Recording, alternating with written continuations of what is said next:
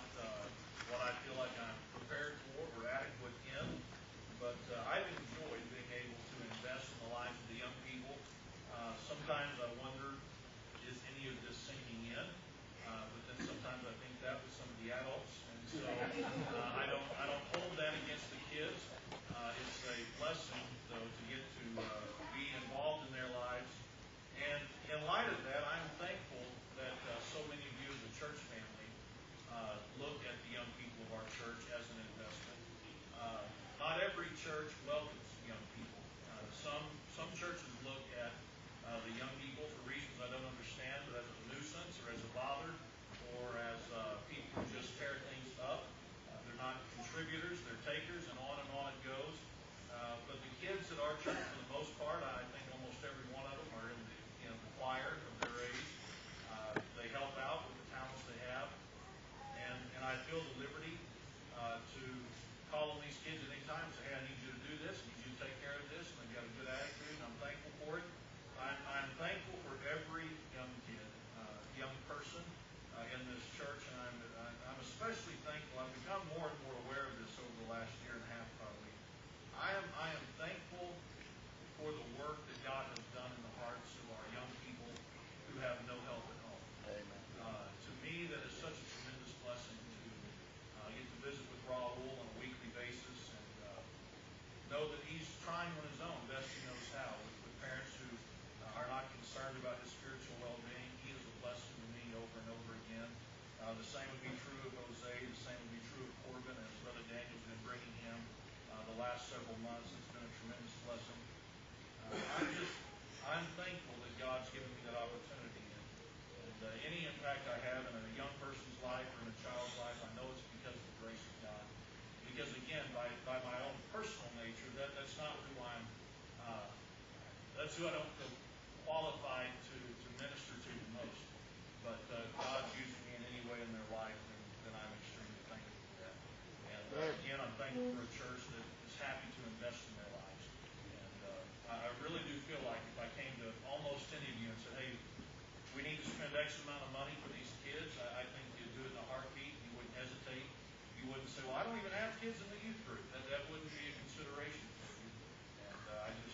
And again, I'm telling you, there are churches that didn't go through so many committees by the time they decided to buy a ping pong table, it wouldn't be worth it. The kids would be grown by them. And I'm thankful for your heart, for the young people, and of course would encourage you to keep it up. Amen. All right. So 2 Timothy is where we're going to be tonight. Let's go to the Lord in prayer, and we will get started. And we'll not be here in the Word just a real long time, but there is something I think we need to look at in the next few minutes.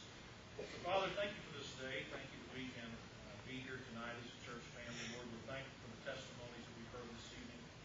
Lord, I know that many tonight are thankful for their church family in addition to the biological family you've already given them. But, Lord, it is a blessing on a night like tonight to just be able to take a few minutes aside from the things of this world and to reflect on your goodness in our life. And I pray that you bless now the effort to teach and to preach your word this evening. I pray these things in Jesus' name.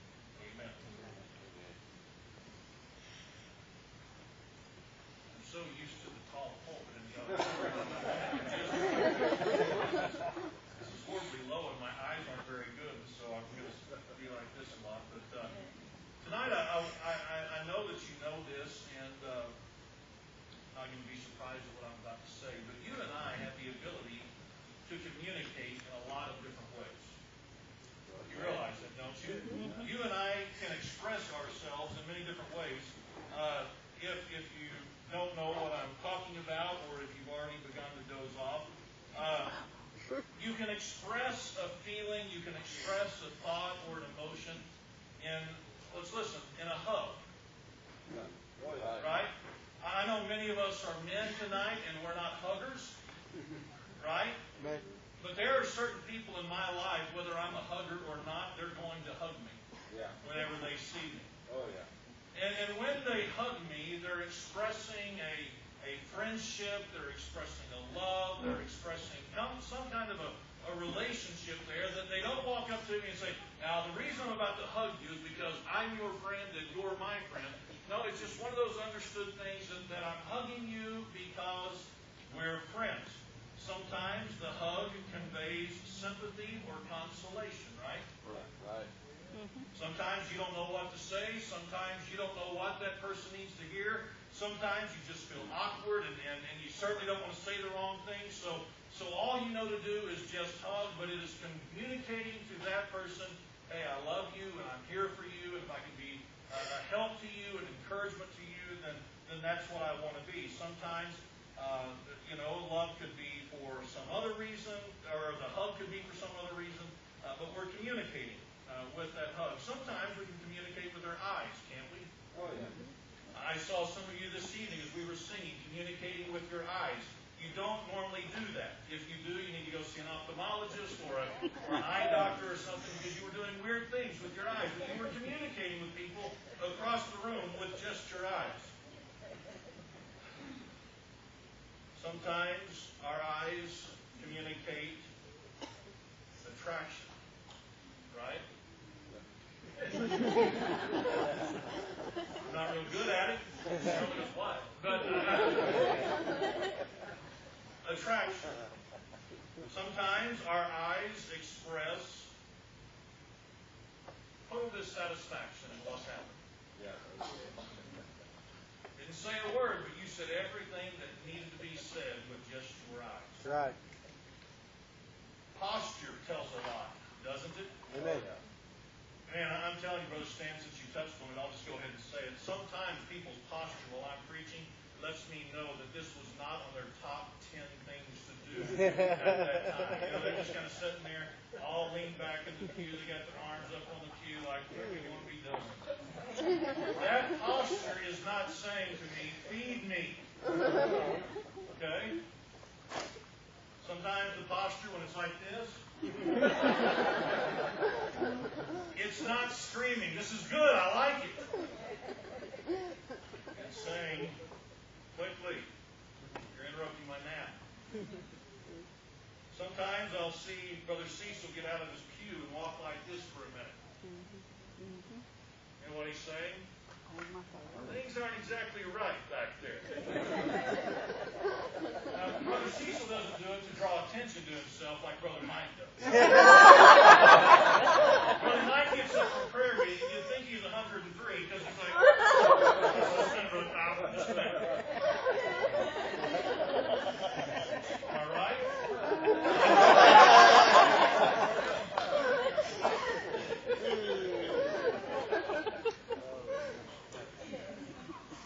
Silence says a lot, doesn't it? Oh, yeah. Amen. Sometimes silence means approval. Sometimes silence means disapproval. Sometimes silence says, I'm doing good this time, I'm not going to say what just went through my head. But silence communicates a lot. Oh, yeah. So we can communicate with a hug, we can communicate with our eyes, we can do so with our posture, we can do so just in so many different ways.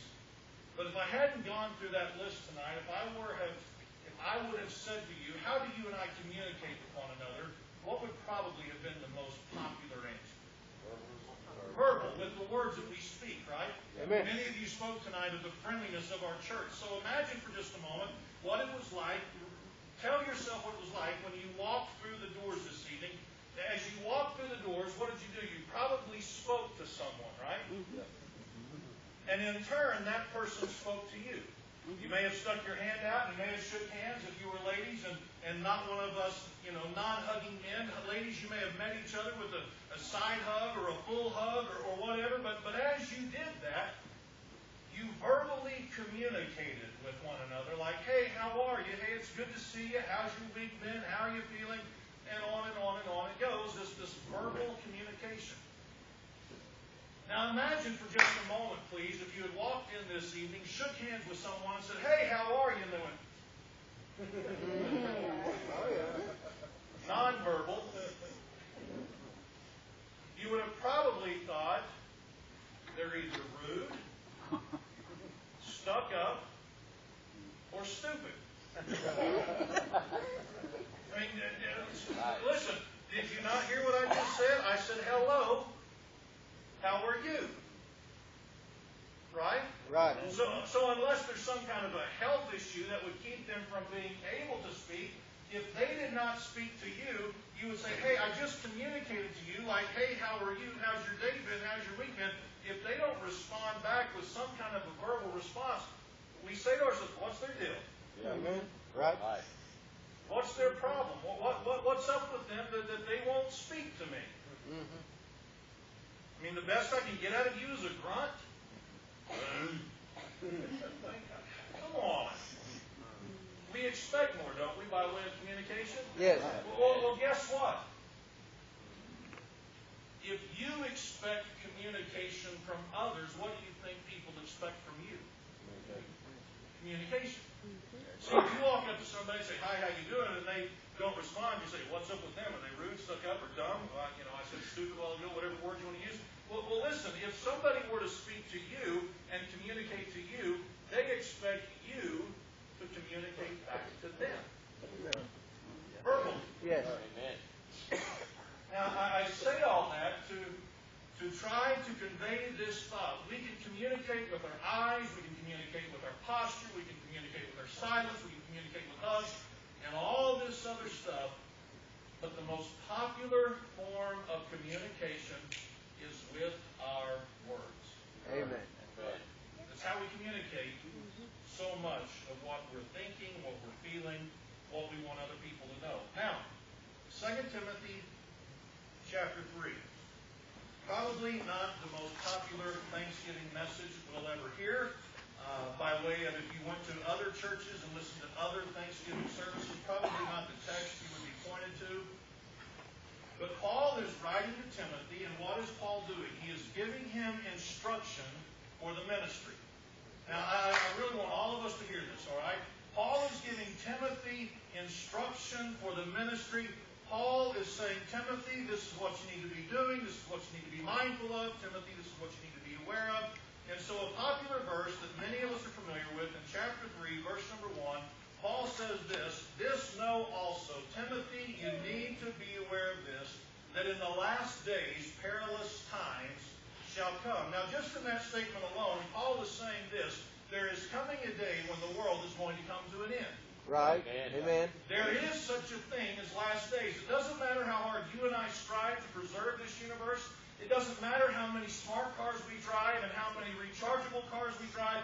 All that stuff doesn't matter if you recycle like we do now. It's all fine to be a good steward of this world.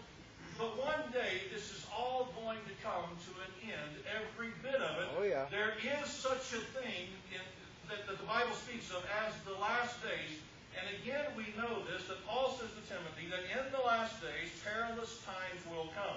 So what does it mean for there to be perilous times? Well, it means this, that it will be dangerous times or hard to bear times. This world is not going to be pretty in the last days.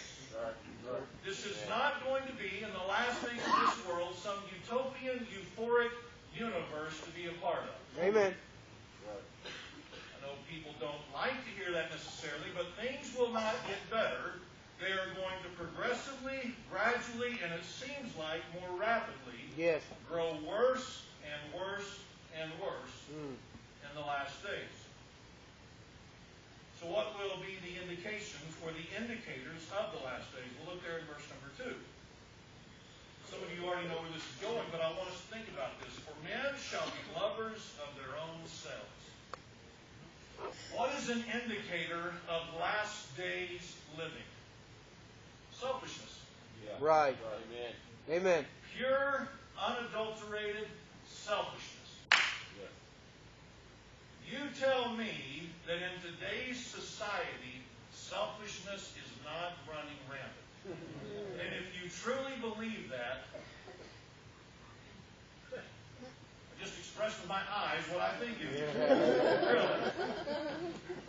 You fall into that third category I spoke of a moment ago. Selfishness. We're living in a day where people are so consumed with themselves that they think not outside of themselves or of others. Amen. It is a very rare person that we meet these days outside of the church walls where the person is not consumed with themselves. It is all about me. It is all about my wants. It is all about my desires. Everything is about me, me, me. What about your spouse? What about my spouse? You ever think about them? What about your kids? What about my kids? Kind of proving the point, aren't we? Right. What about your coworkers? You ever think about your coworkers? What about them? What about your church family? Come on. Selfishness. That's right. Right. Thinking only of ourselves, Paul says, is what the world will look like, because people are lovers of themselves. Notice what he said next, covetous. What does it mean to be covetous? It means to be greedy. Yes. And we're seeing no signs of that in our world today, right? Probably most of us have no idea that there's a Black Friday event starting tomorrow. Because Friday wasn't early enough. And so now you can pre-order Black Friday things, and if by chance you're not an internet person, hey, the people who used to be off on Thursdays to spend time with family and friends, they now get to go back to work so that all the consumers in our nation can get to those Black Friday sales on Thursday nights, and then people will go to shop all night Thursday night and all day Friday, and over the years people have been trampled to death, but we're not greedy. I mean, can you imagine dying because you stood in line, and then when the doors finally opened, listen, you got trampled? Wow. Because as a nation, we're almost animalistic. Yes, sir. Even in this idea for this problem of greed. Yes. Yeah. Look around your life right now and ask yourself, well, what do I really need? All right, be honest. What do you really, really need? Most of us don't need anything. But how often do we find ourselves wanting? Oh, yeah. Oh, man. Why? Because we struggle with greed just like everyone else does. We want just a little bit more, even though we got more than we already need. Yeah. Amen. So he said there's not just going to be selfish people, there's going to be greedy people. He said it'll get to a point where people are boasters. What does it mean to be a boaster? Well, it's the one who likes to brag on themselves. Yeah. And I have to be honest and tell you, this is the part of the secular world that I don't miss, and this is the part of the world that I enjoy working by myself, not having to work with everybody's egos. Amen. Yeah. Because everybody today, it seems, has an ego. Yes, sir. Yeah. They're boasters, and if you don't know how good they are, just ask them. Oh, yeah. Yeah. They'll tell you how good they are. So there are boasters, and then there are the proud. Who are they? They're the arrogant. They're the ones who think they're better than everyone else. They think they're smarter than everyone else. You can't tell them anything because they already know it all because they Googled it. Seriously. They read it on the internet. Right. Essentially, they know everything because, as we all know, we've seen the commercials to verify this. If you read it on the internet, it's true. Do we not realize, and I trust that you do, but do we not realize that we can validate anything we want to validate these days? Sure. Oh, yeah. Oh, yeah. Because some person out there will put it on the web, on the internet, and we can find it. And I'm telling you, people think they are so smart these days. They are so proud, they are so arrogant, they are so full of themselves. It's amazing. But he goes on to say they'll be blasphemers. What does it mean to be a blasphemer? Well, it's not just in the religious tone of blaspheming God, but it also means this. To be people who speak evil of others. They are abusive in their language. They are slanderers. Those who do not mind running the name of someone else.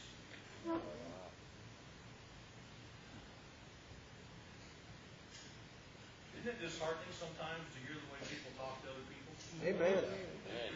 Oh, yeah. I'm amazed to hear the way that some parents will talk to their kids. Amen. It's abusive.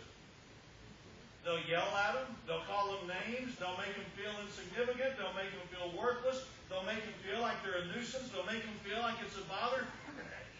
You know what? All they're doing is they're abusing their children verbally. A husband will do it to their wife. The wife will do it to their husband. The co-worker will do it to another co-worker. People in churches will do it to other people. They don't mind slandering. They don't mind ruining a person's name. They just don't mind making someone else the subject of their conversation in a negative way. It doesn't seem to be getting better. It does seem to be getting worse. And then Paul goes on to say this, that they will be disobedient to parents. Disobedient to parents. That literally means to be uncompliant. Yes. You and I would define it like this. Kids not doing what they're told. Right. Said this many times. You know it to be true. If you don't believe it, go to Walmart. Oh, yeah. Every time you go to Walmart, what do you hear? A kid screaming and a parent fighting with their kids. Right. Amen. I even go late at night to avoid it, and yet you still get at least one. Parents that are dealing with kids constantly nagging, disobeying, and I wanna, but won't you? Please, Dad, please, Mom, everybody else is, and then they don't do what they're told. It's not getting any better, is it? No. Oh, Is it safe to say? Is it safe to say that if many of us had talked to our parents the way kids talk to their parents today, every one of us would be wearing a full upper and a full lower set? amen. It just wouldn't have flown. Right. Now listen. It's disobedient. Hey, I told you no. No, please, Mom, please. Mom, please, Mom. I already told you no. Mom, please. Mom, can I? Mom, can I?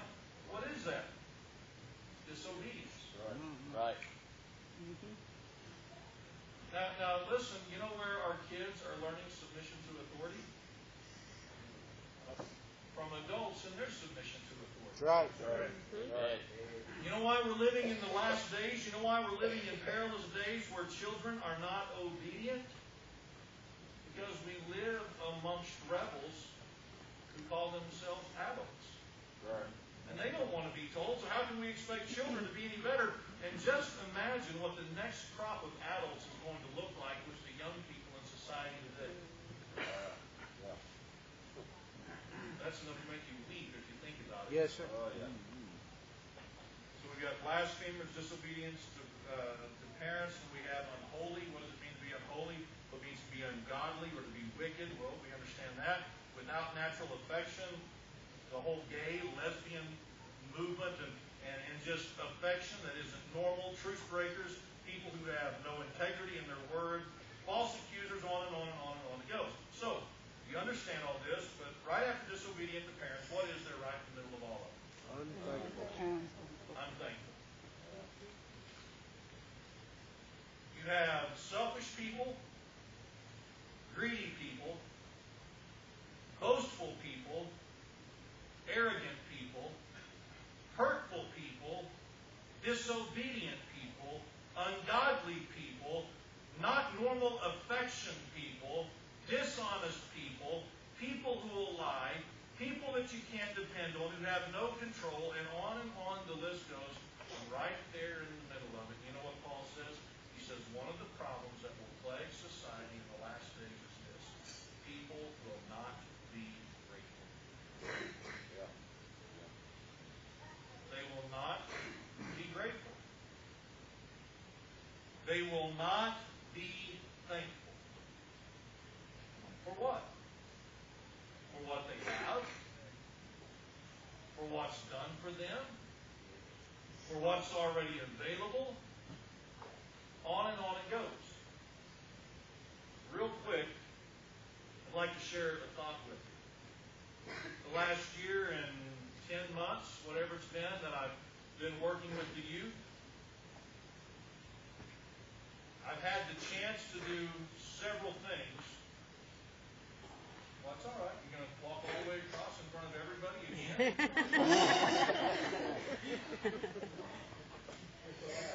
It's loud? Okay. In working with the youth, we've done several youth activities. I love our young people, and what I said a moment ago is not fluff at all. I love them, and I appreciate them. But you know what? I've learned over the last year, 9, 10 months, most of them aren't very thankful. Yeah. You take them over to Mr. Gaddy's, and you feed them all the pizza they want. It doesn't cost them a penny. You keep giving them game tokens until the credit card's almost maxed out at the church, and they have a great time. They have a wonderful time. They hop in the van. You bring them all the way back home, and they jump out of the cars. See ya! Thinking, say thank you. Right. Amen. Amen. Right? Amen.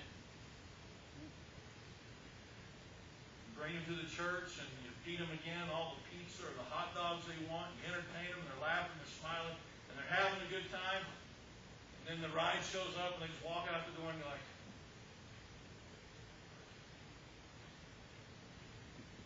say thank you. Right. Amen. What do I want them to do? Yes. I want them to verbally communicate Yes. thanks. Right. Amen. I don't expect them to get all emotional and slobbery. Oh, really? I'm glad we're going to cook you cheese tonight. I don't expect that. Amen. Hey, listen, I don't expect it. Right. But you do, you know what I do expect? An eye-to-eye thank you. Amen. That's good. I don't think I'm expecting too much. No, sir. Not this as we're walking the door. Oh, thanks! Do you think I'm being too harsh on our young people? No. You shouldn't, because you're the ones financing the youth group. Listen, I'm serious. It would be completely appropriate for our young people to come to you at times and say, hey, thank you for whatever you do. I'm thankful. Right. Amen. Because see, what will happen is this: is if we don't teach our young people to be grateful, thankful people, then they are contributing to the problem in generations to come by not having the decency to say thank you to someone who has done something for them. Amen. Right. Yes. And you're sitting going, oh, great, my kid didn't say thank you. I didn't say that of every one of them. Some have been taught. You say thank you, and they'll come to you and they'll say thanks. For whatever years I've taken the kids to youth group or youth camp, every year I've said to the kids, that's the director over there, you go up to him, you shake his hand, and you tell him thank you. Good. Why? Because I will not let us leave campus without you expressing thanks for what these people have done. It is only right to say thanks. Yes. Amen. I don't express myself very well. Can't say thank you? Can't say thank you? Come on. Right. Well, I'm thankful in my heart and they know it. But they might not. Amen. All right. Hey, listen, Yes, sir. they might not. Good. They might think that you're just taking it for granted. So here's what we're going to do. If I need to walk up there with you, you're going to shake his hand and say thank you. Amen. Yes. Amen. Pretty simple. Why? Because while you communicate with your eyes and your posture and all this other stuff, you need to learn how with your mouth to say thank you. Amen. Amen.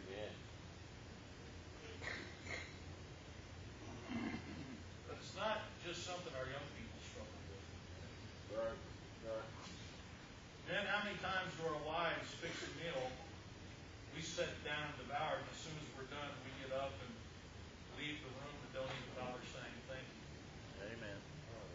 What? Yes. Thank you.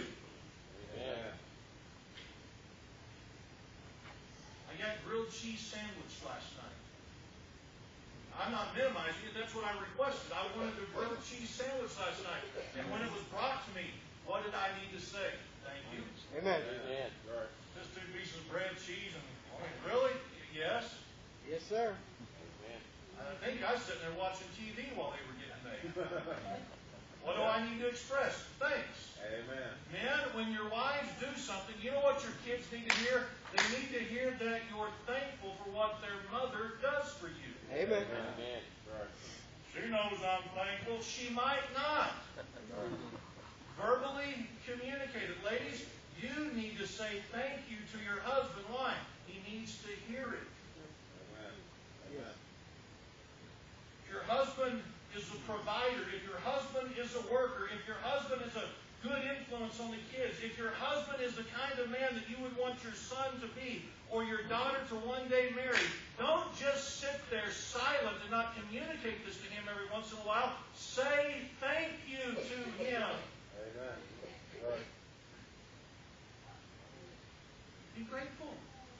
Amen. Because see, the last days, the days that are no fun to be a part of, the days that are miserable, the days that are unenjoyable, it will be when people, along with all the perverted, twisted sexual lifestyles and the selfishness and all this other stuff, it'll be when people no longer have the decency to just say, thank you.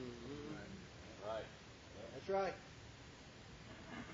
Thanks for the ride. Yes, sir. Thanks for the meal. Hey, thanks for practicing with me. Hey, thanks for doing this. Whatever it is. Right. Amen. You need to learn to say thank you and not just assume that other people know we're thankful. That's right. Amen.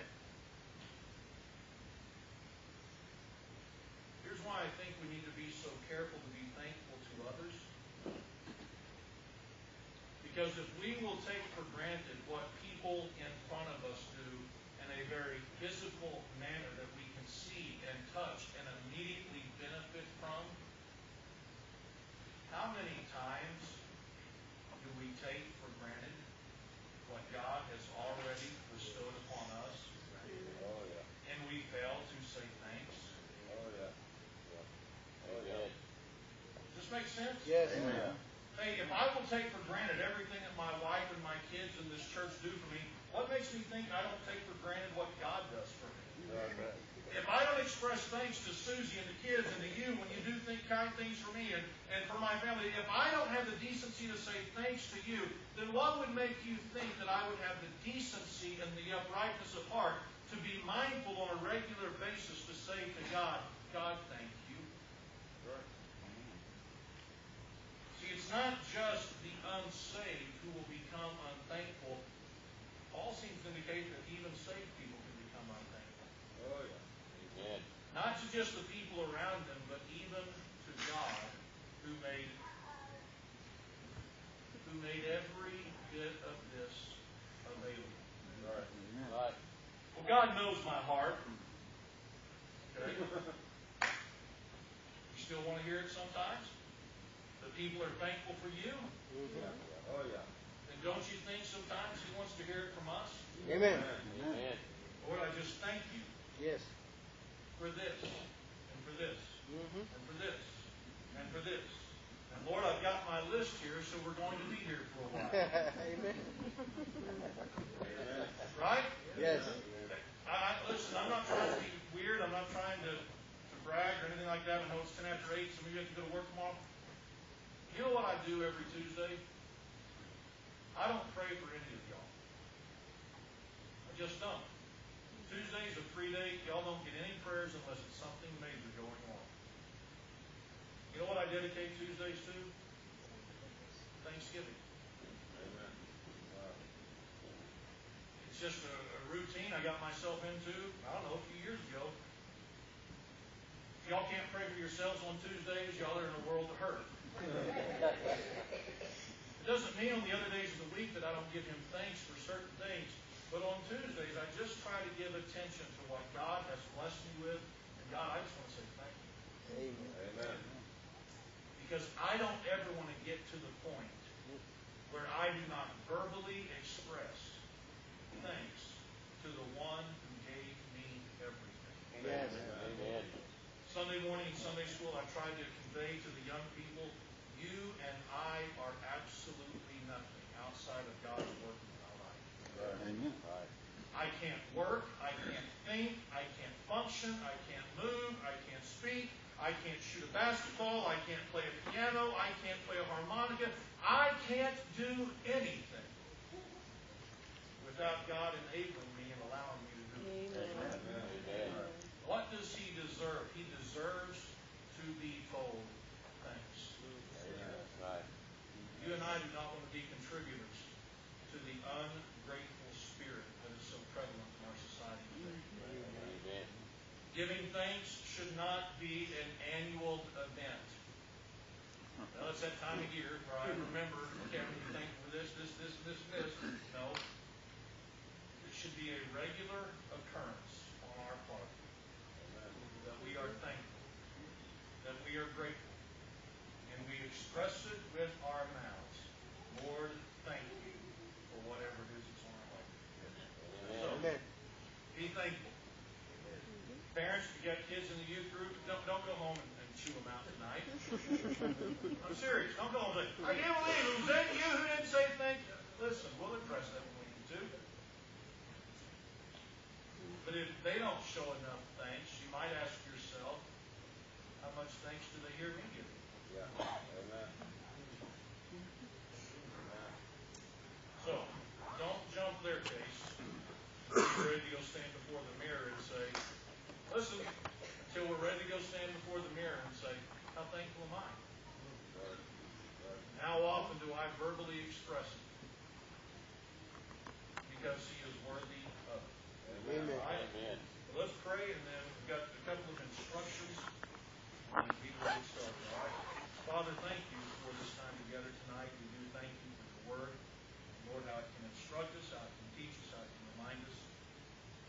Lord, I'm thankful tonight for this building that we have to enjoy. What a blessing it is to have the elbow room, to have the comfort and all that you've provided for us in the last couple of years. I'm thankful for each person who's here tonight. God, I ask that you bless our fellowship. Lord, it would be kind of silly to ask you to bless the food this evening, but we do ask you to bless the fellowship. And bless our time this week. We've got a chance to spend with family and friends and all that we'll do these next few days. But we do thank you, Lord, for all that you do for us. We pray these things in Jesus' name. Amen. Amen. All right, real quick, I need everybody's attention.